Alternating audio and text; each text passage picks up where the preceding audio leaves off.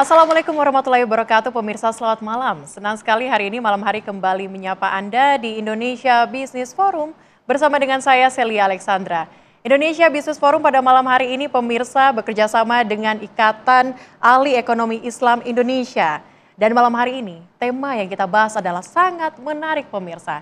Indonesia kita kenal dengan penduduk mayoritas Islam terbesar di dunia, 87%. Tapi yang menjadi pertanyaannya pemirsa, potensi yang besar dari masyarakat muslim di Indonesia ini belum dimanfaatkan demikian rupa untuk mendorong keuangan syariah di Indonesia.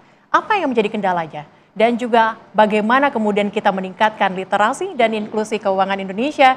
Saat ini malam ini kita akan bahas di Indonesia Business Forum dengan sejumlah narasumber yang sudah kami siapkan untuk Anda di studio TV One. Di samping kanan saya hadir Kepala Eksekutif Pengawas Perilaku Pelaku Usaha Jasa Keuangan, Edukasi, dan Perlindungan Konsumen merangkap anggota Dewan Komisioner OJK. Ada Ibu Friderika Widiasari Dewi, selamat malam. Assalamualaikum Bu. Boleh dipakai mic-nya Bu? Waalaikumsalam Mbak Celia, selamat malam Ibu. Turut juga hadir bersama dengan kita ada Bapak Imam Hartono, Kepala Departemen Ekonomi dan Keuangan Syariah Bank Indonesia. Selamat malam Pak Imam. Selamat malam. Assalamualaikum warahmatullahi wabarakatuh Pak. Assalamualaikum warahmatullahi wabarakatuh. Dan juga hadir bersama dengan kita pemirsa Halim Alamsyah, Wakil Ketua Umum 2 Ikatan Ahli Ekonomi Islam Indonesia. Selamat malam Pak Halim. Assalamualaikum Pak. Oke baik. Hadir juga bersama dengan kita pemirsa Prasetya Sayekti, Direktur Bisnis PT PNM. Selamat malam Pak. Selamat malam, Assalamualaikum. Waalaikumsalam warahmatullahi wabarakatuh pemirsa Bapak. Dan juga kita akan bahas bagaimana kemudian inklusi dan literasi keuangan usai informasi berikut untuk Anda.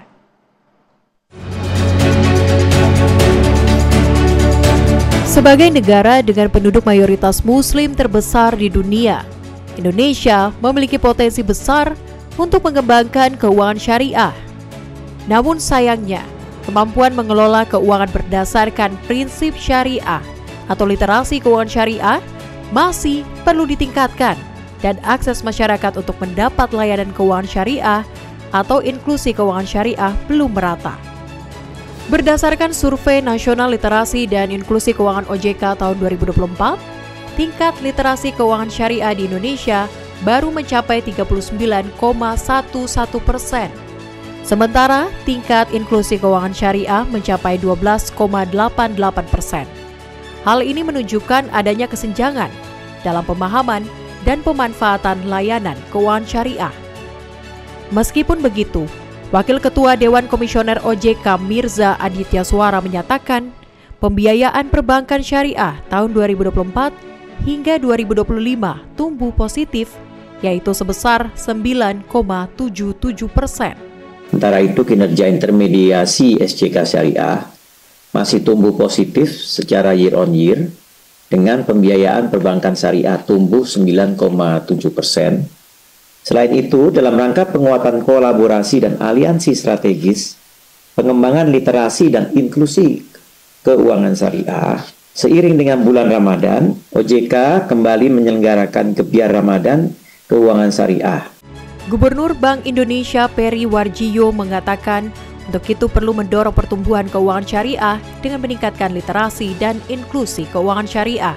Ekonomi keuangan syariah Indonesia sebagai model bisnis baru, arus baru untuk ekonomi yang inklusif. Penguatan literasi, inklusi, dan penerapan melalui penguatan komunikasi yang efektif.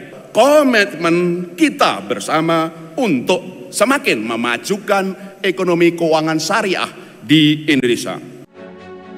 Untuk itu, perlu kerjasama dan kolaborasi semua pihak untuk meningkatkan literasi dan mendorong inklusi keuangan syariah.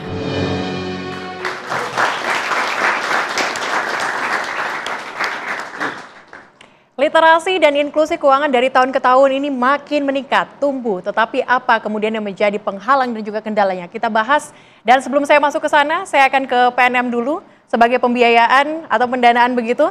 Pak Praset, kalau kita melihat saat ini komposisi antara keuangan syariah dan juga konvensional itu sebenarnya seperti apa Pak? Alhamdulillah nih Pak Hasil. Untuk di PNM ini kami mempunyai portofolio dengan total more or less di 48,5 triliun Oke. 73% ini syariah. 73% syariah. Oke. Gitu. Seperti apa Pak? Mungkin bisa dijabarkan lebih lanjut. Ya. Jadi kami mempunyai dua produk ya, Mekar dan juga Ulam. Di mana sebetulnya kami mempunyai dua opsi layanan, ada konven, ada syariah.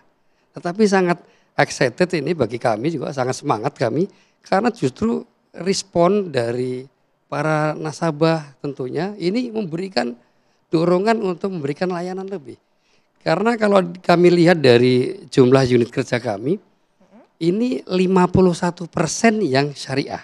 Oke. Tetapi mampu memberikan portofolio, ini komposisi 73% syariahnya. Oke, Gitu. 73% komposisi lebih banyak syariah. Minatnya seperti apa Pak Praset? Ya ini menunjukkan bahwa memang apa yang kami berikan ini relevan dengan ekspektasi dari masyarakat. Oke. Sehingga memang minat ini memang sudah semakin nyata gitu untuk kemudian kami wujudkan dengan layanan kami yang syariah. Baik, saya tangkap poinnya bahwa kalau dari PNM sendiri ini artinya banyak begitu yang menggunakan keuangan syariah. Tapi Bu Kiki, kita melihat bahwa hasil survei itu menyatakan bahwa antara syariah dan juga konvensional itu jauh sekali Bu. 39% untuk literasinya dan 12% untuk inklusinya. Apa yang menyebabkan hal ini terjadi, Bu Kiki? Terima kasih Mbak Celia. Sebelum saya merespon ke pertanyaan literasi inklusi, saya juga ingin mengupdate bahwa aset industri keuangan syariah per Januari tahun ini juga meningkat cukup signifikan, 10,36%, dengan total adalah 2.860 triliun, 1.700 ya dari pasar modal, 936 triliun dari perbankan, dan selebihnya adalah industri keuangan non-bank. Nah, kalau kita melihat memang ini sangat potensial dan sangat baik ya pertumbuhannya. Juga kalau kita lihat intermediasi di perbankan syariah juga tumbuh, dana pihak ketiga di syariah, perbankan syariah juga tumbuh. Kemudian kalau kita lihat kapitalisasi pasar di pasar modal yang syariah saat ini 6.200 triliun. Jadi sebenarnya pertumbuhannya sangat baik. Nah, memang kembali ke pertanyaan literasi inklusi keuangan syariah, kalau kita membandingkan dengan yang secara komposisi secara nasional memang terpaut cukup jauh. Jadi kita perbandingannya adalah kalau tingkat literasi keuangan secara nasional itu adalah 65%, sedangkan literasi untuk syariah adalah 39%. Sementara untuk inklusi keuangan secara nasional adalah 75%. Nah, ini yang menarik nih ya buat diskusi juga dengan Pak Halim, Pak Pras dan juga Pak Imam juga. Inklusinya ini hanya 12%. Ini agak menarik karena kalau kita melihat secara nasional tingkat inklusi itu lebih tinggi daripada literasi. Jadi yang banyak terjadi di masyarakat itu banyak menggunakan produk keuangan tanpa sebenarnya memahami apa yang dia pakai. Tapi sebaliknya kalau di syariah sebenarnya mereka ngerti, paham, yakin kan kalau kita menilai tingkat literasi itu pemahaman, keyakinan, ya sikap dan lain-lain. Sebenarnya mereka sudah cukup paham, mengenal dan yakin. Tapi kok yang pakai masih sedikit. Nah itu mungkin PR dari kita. Kenapa? Kenapa orang yang sebenarnya literasinya udah cukup baik ya? Karena sebelumnya itu adalah literasinya 12%. Ini meningkat cukup baik ya menjadi 39%. Tetapi inklusinya ini naiknya nggak seberapa. Dari 12 ya persen cuma nambah komanya aja gitu. Jadi PR kita semua kenapa inklusinya ini tidak meningkat cukup pesat. Jadi hanya kalau dilihat ini Mbak Celia ya, kalau kita melihat tingkat literasi dan inklusi, kan kita mengacu pada negara-negara survei yang dilakukan oleh OECD, Organization for Economic Cooperation Development, di mana Indonesia saat ini sedang dalam proses untuk menjadi anggota tetap, itu disampaikan bahwa tingkat literasi negara-negara anggota OECD adalah 63%, sementara untuk negara-negara lainnya adalah 60%. Jadi sebenarnya Indonesia dengan 65% tingkat literasi sudah sangat baik. Nah memang PR kita bagaimana kita mengenjot untuk yang tingkat literasi keuangan syariah kita juga terus naik, begitu Mbak. Oke, harus menggenjot, harus mendorong biar lebih naik lagi Bu ya. Tapi juga BI di sini pasti berperan penting nih untuk meningkatkan dari literasi maupun inklusinya. Ada strategi nggak sih yang dipersiapkan oleh BI sendiri untuk mendorong hal ini? Ya, ada minimal 3 strategi Bank Indonesia dalam mengakselerasi tingkat literasi dan inklusi. Yang pertama mungkin BI mempunyai blueprint pengembangan ekonomi syariah dan kita mempunyai 3 pilar. Salah satu pilarnya itu adalah meningkatkan literasi, inklusi, dan penerapan halal lifestyle. Jadi penerapan halal lifestyle, literasi, inklusi itu menjadi satu kesatuan yang akan kita dorong. Itu pertama. Yang kedua adalah kita tidak bisa bekerja sendiri. Jadi sinergi, kolaborasi itu tentu akan menjadi tujuannya, dan sudah banyak upaya yang sudah kita lakukan, termasuk kita menyiapkan ISEF sebagai platform sinergi literasi kementerian, lembaga, dan industri. Dan kemudian yang tidak kalah pentingnya strategi yang lainnya adalah pelaksanaan literasi inklusi itu dilakukan secara targeted. Kenapa targeted? Dan itu tentu diselaraskan oleh beberapa hal. Pertama di people-nya. People-nya pasti akan tersegmented kita di muda, kemudian dewasa, karena memang populasi Gen Z itu yang paling banyak di sana. Termasuk juga bagaimana kontennya.